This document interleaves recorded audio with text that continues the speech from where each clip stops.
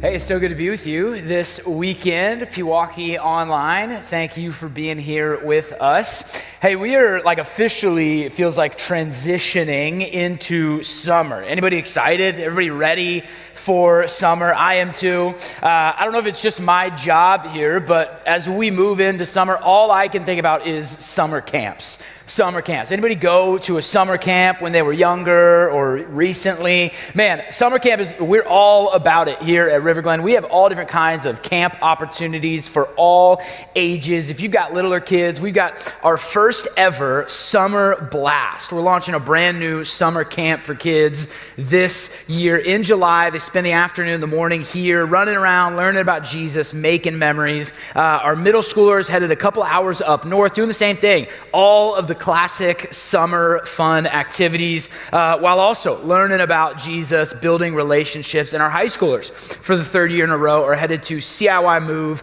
conference down in Wheaton College. Gonna be a blast. And if you are a kid or a student, and man, we'd love to invite you to come to camp with us. Come hang out. If you're a parent or you're a neighbor, you're a grandparent, man, talk to those kids. Get them signed up. I truly believe that these camps have the potential to change lives. As fun as they are, they have the potential to change lives. So get connected. Come talk to myself, or if you're at Pewaukee, anyone on the Next Gen team. We would just love to get you connected, get you more info about camps this summer.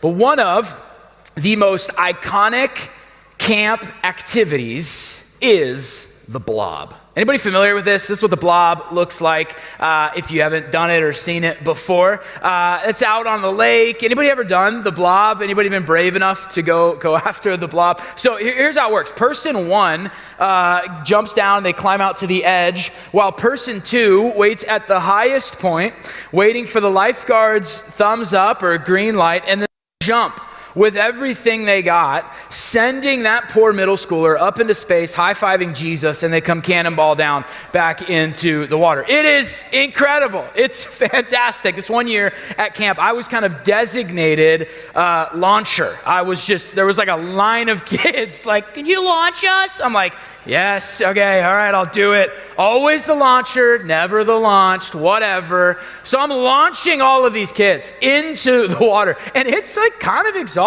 You got to get up there. You see a kid out on the edge. He's like shaking, like questioning all his life decisions. And you jump, you send him flying. And then you get out of the water, you get on the deck, and there's like a row of kids waiting. And you're like, okay, let me go up the ladder again. Let's run it back. Let's keep going. But it's a ton of fun. It is fantastic to witness or to be a part of. I encourage, give it a shot this summer. Some of you grown-ups are like, yeah, no chance. That might put me out. I don't know. I'm not interested in that. Here's why I tell you this. I don't tell you this to kind of paint a picture of summer camp and what just goes through diabolical youth pastors' heads and your kids are safe, I promise. I tell you that because there's a moment when you're out on the edge and you're waiting for the person to jump and send you flying, that you are no longer in control. You got like two choices. One is you could slide right off into the water and back out and swim to the deck. The second is you just wait there, not knowing what's going to happen, not knowing how high you're going to fly or how hard you're going to hit that water. You are not in control. All you've got to do is just simply trust. And that's where we're headed today. I want to talk to us as we continue on in the book of Galatians about letting go. And for many of us, that's a hard subject, but what if letting go was actually good? What if there could actually be something good that happens when we learn to let go? We're in this series called When Your Way Isn't Working. We're making our way through the book of Galatians. And I just want to thank everybody who was here last weekend, who sent me a detailed email. I appreciate it. If you were here, you know. If you weren't, good. No, I'm just teasing. But hey, we've got Devos. If you want to dive deeper into these, you could still grab those devotionals. Just dig deeper into the book of Galatians with us. But man, have you just ever felt like that bumper video? Like you're just moving around in life and your way isn't working. Your plans aren't working. Your goals aren't working. Your desires, the thing that you were kind of hoping for, the way that the world told you, hey, live this way, it's going to pay off. You're not actually finding that to be true. I think that for many of us, we have a control issue, myself included. We have this illusion of control. You see, we equate control with power and power with freedom. And so we think, man, I've just got to control every aspect of my life. I've got to hold on tight to all of these areas. Now, control isn't inherently bad, right? It's a good thing. Some of us need control in our lives. I think any young families, parents of kids in here, you'd love a little bit more control, right? You'd love to be able to control when you wake up in the morning. You'd love to be able to control what is on TV all afternoon, right? You would love just a little bit more control in your homes. It can often feel like you are hanging on to an inner tube, being pulled by a boat, and that's just your everyday life. So control in and of itself is not bad.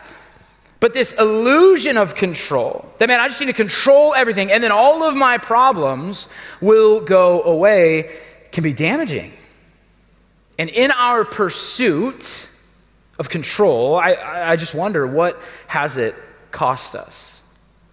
Anxiety has been described as having two thoughts. One is, this can't happen. This can't happen. Or, this has to happen, or else. And all of a sudden anxiety kicks in. Well, this can't happen because, etc. Well, this can't happen, or this has to happen this way. And control really is a glass house. It's beautiful, but oh so fragile. And so many of us, we live in constant fear of what if? Well, what if that relationship doesn't work out? Well, what if that career doesn't fulfill me like I thought it would? Well, what if my health begins to decline? Well, what if there's some sort of crash and all of a sudden all my money is gone? And to chase after control makes us a hamster on a wheel because it is never going to be obtained. And maybe, just maybe, that's okay. Maybe that is okay. And instead of living life with a tight grip on things, we can learn to loosen and trust that maybe our way isn't working. But there's a better one. There is a better way. I believe Paul knew this when he wrote to the church in Galatia. You see, these people are getting so confused with the gospel. They're being pulled in every which direction from the world, saying, well, this is actually what it means, and this is what it means to follow Jesus. And they're getting so lost and so confused. And so Paul kind of writes to them to challenge some of these beliefs that they keep going back and forth on. We're going to we're going to hang out today in Galatians 2, mainly in one verse, but I want to get us to that verse. So we're going to jump in, Galatians 2, verse 15. Galatians 2, verse 15. This is what Paul writes to the church. He says, we ourselves are Jews by birth and not Gentile sinners. Yet we know that a person is not justified by works of the law, but through faith in Jesus Christ. So we also have believed in Christ Jesus in order to be justified by faith in Christ and not by works of the law. Because by works of the law, no one will be justified. But if in our endeavor to be justified in Christ, we too were found to be sinners, is Christ then a servant of sin? Certainly not. For if I rebuild what I tore down, I prove myself to be a transgressor. For through the law I died to the law so that I might live to God. Here's where he's getting to. I have been crucified with Christ. It is no longer I who live, but Christ who lives in me. And the life I now live in the flesh, I live by faith in the Son of God, who loved me and gave himself for me. I do not nullify the grace of God, for if righteousness were through the law, then Christ died for no purpose. I want to really zoom in on verse 20.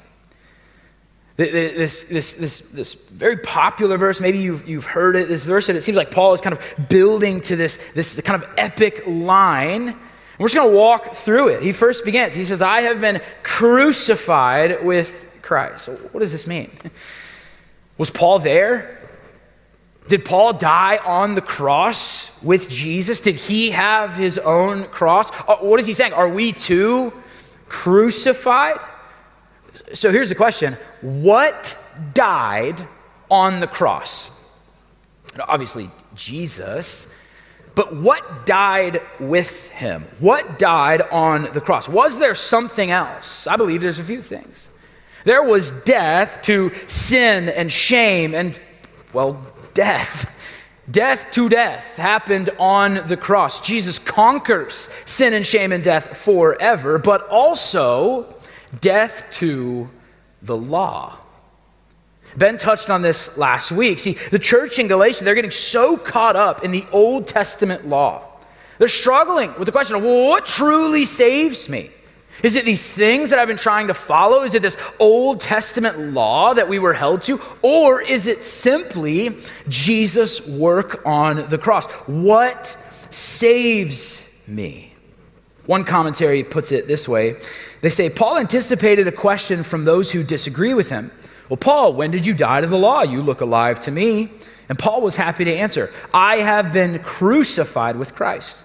I died to the law when Jesus died on the cross. He died in my place on the cross, so it is like it was me up on the cross. He died, and I died to the law when he died. I love how Martin Luther kind of has fun with this idea. He says, Mr. Law, go ahead. Accuse me as much as you'd like. I know I've committed many sins. I've committed sin. I continue to sin daily. But that does not bother me. You have got to shout louder, Mr. Law. I'm deaf, you know. Talk as much as you like. I am dead to you.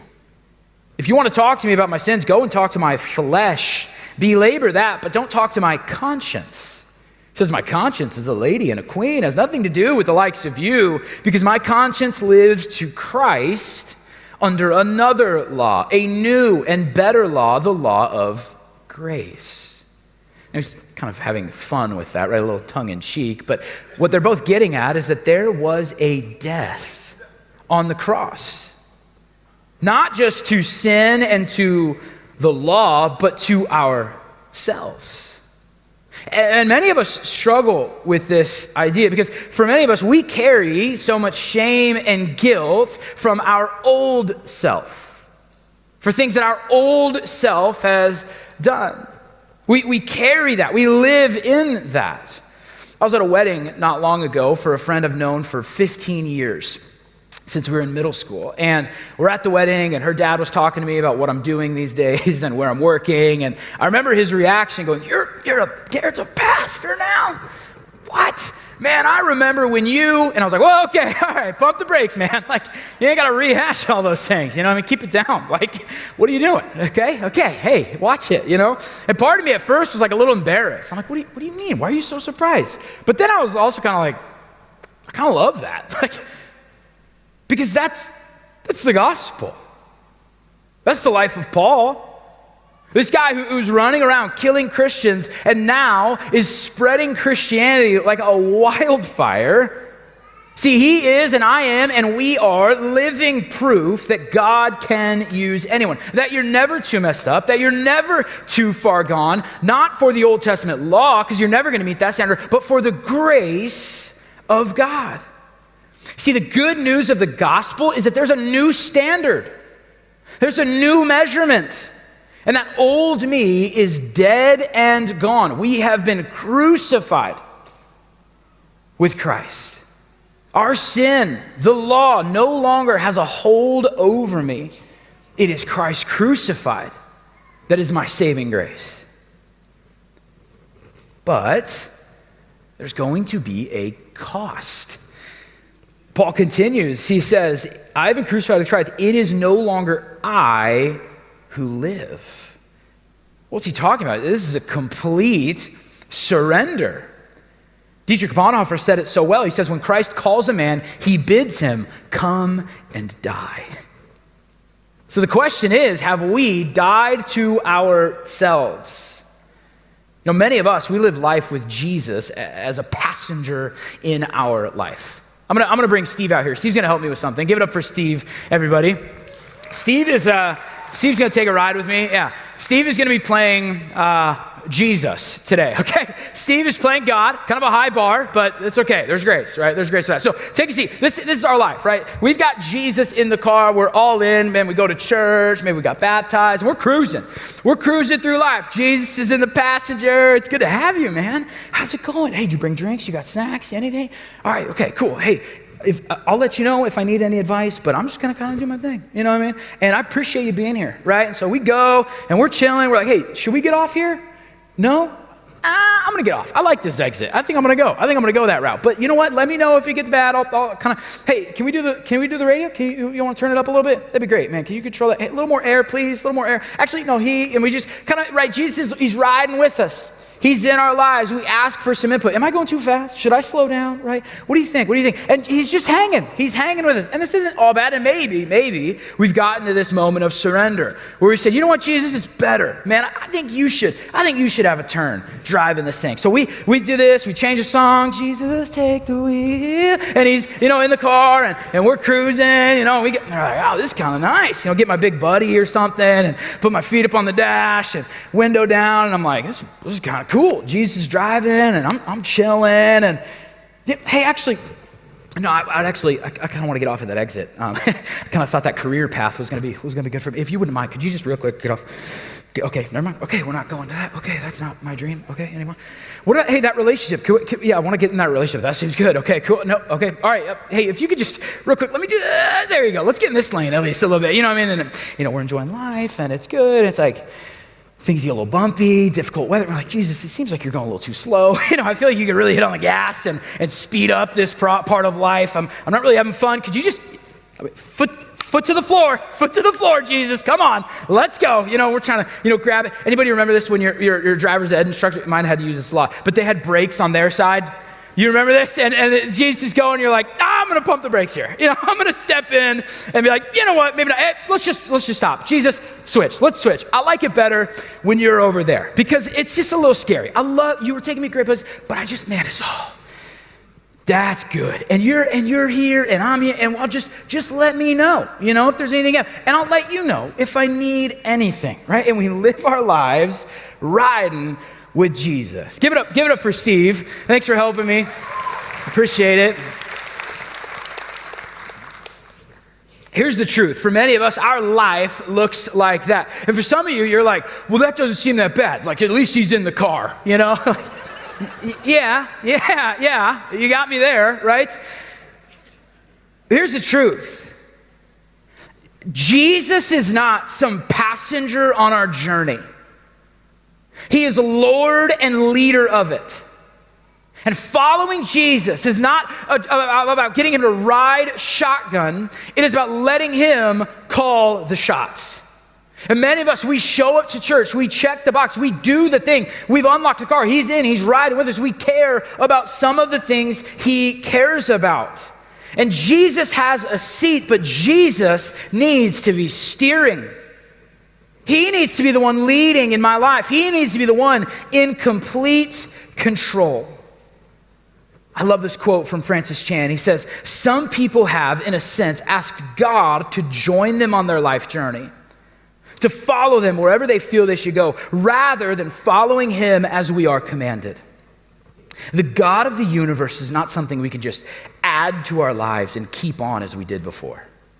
The Spirit who raised Christ from the dead is not someone we can just call on when we want a little extra power in our lives. Jesus Christ did not die in order to follow us. He died and rose again so that we could forget everything else and follow him to the cross, to true life. And Jesus is not just in our lives for careless or convenient moments. He is there to carry us and direct us. See, when I give my life to Jesus, I have relinquished my rights. I've handed it over to him. And many of us, man, we think control is better, but true freedom comes from a life surrendered to and living under God's way, God's rule, and his reign. Think of a fish, right? A fish is not flopping around on a deck because it's excited about its new location, right? No, a fish is flopping around on a deck trying to survive. A fish out of water is not thriving. A fish out of water is dead. Its best chance at a flourishing life and true freedom is in the confines of the ocean. And our best chance, our best shot at a flourishing life and true freedom is found in the confines of a committed relationship to a loving God. That's our best shot. So, what does this look like? How do I actually do this, Garrett? That's easier said than done. You're telling me just let him be in control. That's pretty hard. I love what Paul says next. He says, no longer I live, but what? But Christ who lives in me. This isn't just presence. This isn't just Christ present with me. This is Christ actively living in and through me, so that we, over time, can experience a genuine transformation from the inside out. John Mark Comer suggests that this transformation that we're all after, it doesn't happen from more willpower. It doesn't happen from more Bible study, which is definitely a part of it. That's good. It doesn't happen from some zap from heaven that just makes us holy, although some of us, man, we feel like we're just waiting for it. Like, when does that zap come? I'd really like to just be done with this season or this thing. No, it happens over time through an intentional life with Jesus. Here's the good news.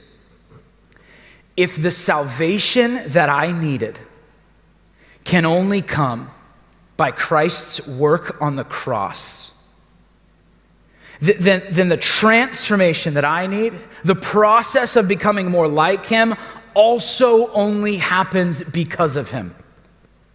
If I am sanctified and saved by Jesus, then I'm also justified and transformed daily by Jesus. In other words, it's not all on you. It's Christ in you. It's not about what I do. It's about what Jesus has done and what Jesus is doing. See, surrender is not about letting go and doing more. Surrender is about letting go and letting God. You see, as Jesus lives in us, we also enter into Jesus. Athanasius made this bold claim that God became man so that we might become God. Now, we don't become God himself, but we do get back to our fullest form of humans as image bearers of God. We don't become divine. What we become is fully human because of Christ living in and through me. Last year, my grandfather passed away, and we all kind of got a few of his things. And one of the things I got was this watch that I wear often. And every time I wear it, I think two things. One, his wrist was really small, a lot smaller than mine. And the second is that I just simply think of him. And I wear it, and I feel him. I feel like he's close to me. I feel connected to him. I feel like I'm honoring him. I feel like I'm kind of living life with him as I put it on. I carry him with me. And as unique or maybe even as silly as that might sound, I imagine a surrendered life to Jesus looks kind of like that. That we put on Christ, that we carry him with us while he also carries us. And he just lives with us and in us, and we consider him and we think of him and we honor him, and he's leading our lives. And this means that every part of me is now filtered through this truth. My money is filtered through Christ in me. My relationships are filtered through Christ at work in me. My identity is filtered through Jesus Christ in me and at work in me. My goals, my dreams are filtered through Christ in me, even the physical.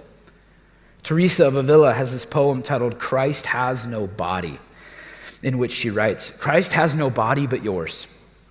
No hands, no feet on earth, but yours. Yours are the eyes with which he looks compassion on this world. Yours are the feet with which he walks to do good. Yours are the hands with which he blesses all the world. Yours are the hands. Yours are the feet. Yours are the eyes. You are his body. Christ has no body but yours. See, it is in daily practicing surrender that we become more like him. And all of a sudden, our desires change, and they align with his. Our convictions change, and they align with his word and his character. All of a sudden, our goals and our passions, they begin to change. Our heart change. Our view of the world and of people all begin to change. It's as Paul writes in Colossians, it's Christ in you, hope of glory. That's Christ in you, working in and through you. Paul kind of ends this sentence with the why or the how, because we look at this and we ask, well, why can I surrender? How? How could I surrender to him? Why can I surrender? Why can I trust him? And here's what he says. The life I now live in the flesh, I live by faith in the Son of God, who what? Who loved me and gave himself for me. That's why. That's why he's trustworthy. Because he loved you. Because he gave his life for you. And so he is worth my life. Because he gave his for me. See, the one who died for you is asking you if you would simply live for him. And who am I to say no to that? Who am I to say no to that request? Because he loves me. What is that word? That word is agape. It's the deepest kind of love. Unwavering, unconditional. As John 15 says, there's no greater love than this, than one who would lay down his life. And so I don't surrender my life in hopes that it'll be worth it and that Jesus might love me. I surrender my life. I wave the white flag because he surrendered first. He came down from heaven to earth. God became man. He who knew no sin became sin itself for the sake of love, for the sake of you and me. And I think that makes him trustworthy. That makes him worth surrender. So what do we do? Where do we go with this? I think you start simple. What in your life do you just need to let go of? Where are you holding too tightly to things? Where are you lacking trust or faith in God? Where are you holding on, trying to hold on to control, and you just keep hitting that wall, finding this way isn't working? Is it your thoughts? These thought patterns you've created that need to be surrendered to God? Is it your finances? Stepping out in faith, trusting that he will provide. Is it a habit? Is it a sin that you need to break by his power, remember, in you and through you? Is it relationships? Is it goals? Is it dreams? Is it your own standards of perfection and pursuits of the things of this world? See, the process of surrender is a long and narrow road. But the act of loosening our grip, surrendering to a God who loves us, is one that brings true freedom. Here's what I found. God can do a lot more in and through your life when your hands are empty and open to whatever he has for you. That's where he does his best work. In the late 1800s, there was a man named Judson Van Deventer. He taught arts at a public school in Pennsylvania. And because of his strong faith, his connection to the church, all of his friends were urging him, you got to just start sharing the gospel. You got to become an evangelist. And he kind of went back and forth. He's like, I don't know about that. I've kind of got my own goals. I've got my own dreams. And his friends urged him, man, come on, go spread the word, go become an evangelist. And so after 5 years of going back and forth, he finally decided to. He wrote this. He said, "For some time I had struggled between developing my talents in the field of art and going into full-time evangelistic work. And at last, that pivotal hour of my life came and I surrendered all." And in light of this divine encounter, this transformation, this career change, he wrote and published a song in 1896 titled, "I Surrender All." It's regarded as one of the most beloved hymns of all time. Toward the end of his life and career, he became a professor at Florida Bible Institute. And in the late 1930s, he built a connection with one of his students. He influenced him greatly. They had a bond. And that student also went on to become an evangelist. His name was Billy Graham, arguably one of the most famous evangelists of all time. He's preached over 200 million people. It's estimated that he's reached billions of people. And the song that his late professor wrote, "I Surrender All," Billy Graham would have played at his renowned crusades. It became a staple at those services. This connection, this influence happened because one man chose, I'm not going to pursue my own desires, but I'm going to surrender all and see what God has for me. It leads to a connection. It leads to an influence. Now, God's going to do what God's going to do. But how cool that this man got to play a part in Billy Graham's life, encouraging him to go in to the field and share the good news of Jesus. See, here's the truth. There is a cost to following Jesus. We'll have to give up some things.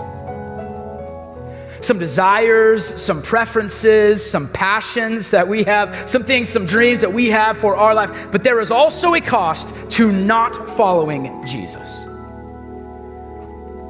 And I would rather surrender it all on earth, knowing what I have waiting for me, than hold on tightly to the things of this world and have nothing good to hope for after this life. It is going to cost you. It's risk versus reward.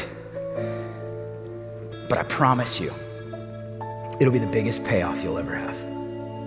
A surrendered life to a loving God. So can we, like the hymn says, all to Jesus I surrender. All to him I freely give. I will ever love and trust him, and in his presence daily live.